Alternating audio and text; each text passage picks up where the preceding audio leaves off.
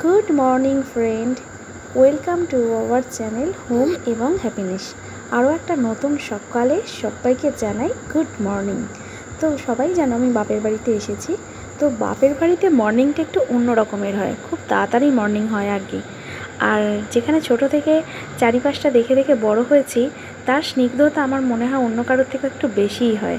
তো আমার তো ভীষণ ভালো লাগছে অনেক দিন পর এসে থাকা, এবং মানে সকালটা আমি কিছু বলে বোঝানোর ভাষা নেই, এত ভালো লাগছে বলার কথা নয়। তো সকাল দেখতে দেখতে দাদা চাও করে দিল।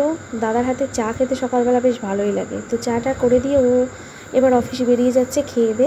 আর আমি তো ব্রাশ না করেই চা খেয়ে নিয়েছি, মানে কি বলবো আর। তারপর একটু ওর পিছনে লাগলাম আর কি। আর অনেকক্ষণ থেকে ও বলছে পুনি আমাকে একটু সংস্কৃতটা পড়িয়ে দাও। আর আমি অনেক দিন পর সংস্কৃত নিয়ে বসে। চিত গ্রামে বসত, তারা কলকাতার নিকটে একটা কোনো গ্রামে বাস করে। গ্রামস্য নাম ও দেবীপুরম, সেই গ্রামের নাম হচ্ছে দেবীপুর। গ্রামস্য পার্শ্ব দেশং নদী বহতি, গ্রামের পাশে একটা নদী বয়ে চলে। আচ্ছা, তস্যা জলং স্বচ্ছ ভবতি, সেখানকার জল খুব স্বচ্ছ। স্নানকালে তৌ নধা জলং সন্তরত, মানে স্নানের সময় তারা সেই জলে সাঁতার কাটে। তারপর কি আছে, অস্থি আছে, তাই তো, অস্থি তত্র একং ক্রীড়াঙ্গনম, সেখানে একটা ক্রীড়াঙ্গনম কি বললাম, খেলার মাঠ আছে। স্বপন শ্যামস্য চ তত্র ক্রীড়াঙ্গনে, এটা কি প্রস্ফুটন্তি, আচ্ছা, সেখানে 6 ঋতুতে নানান রকমের ফুল ফোটে। বিবিধ বর্ণা বিহগাশ্চ পূজ্যন্তি, সেখানে বিভিন্ন রকমের পাখি যাকে পূজন করে। তারপর বৌদি আর মেয়ে আমার ভাইজি দুজনে মিলে তার বোনের বাড়ি যাচ্ছে, মানে বৌদির বোনের বাড়ি। আর তার সাথে দিদা আবার মাসির বাড়ি যাচ্ছে। দিদা ভালো করে ধরো, দাঁড়া, ওকে দিদা ধরুক আগে। হ্যাঁ, ও ঠিক বসেছে।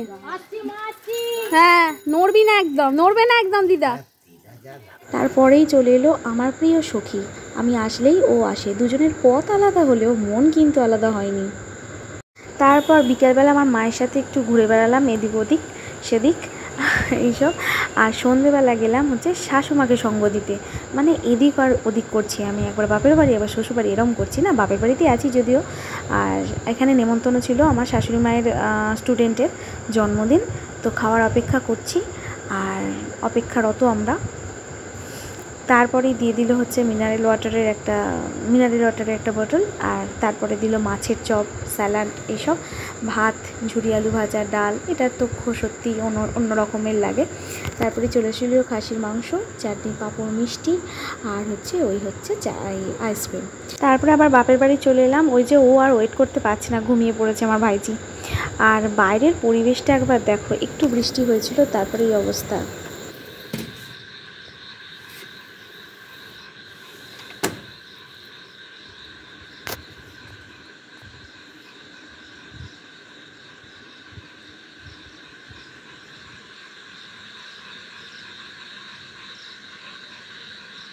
বর্ষা হওয়ার পর এই যে ব্যাঙের গ্যাগর গ্যাগর ডাক, এটা একটা অন্য রকমের লাগে, যেন মনে হয় কত নিশুতি রাত, কীরকম একটা যেন ভাবনা আসে, আমার মায়েরও আসে আমারও আসে।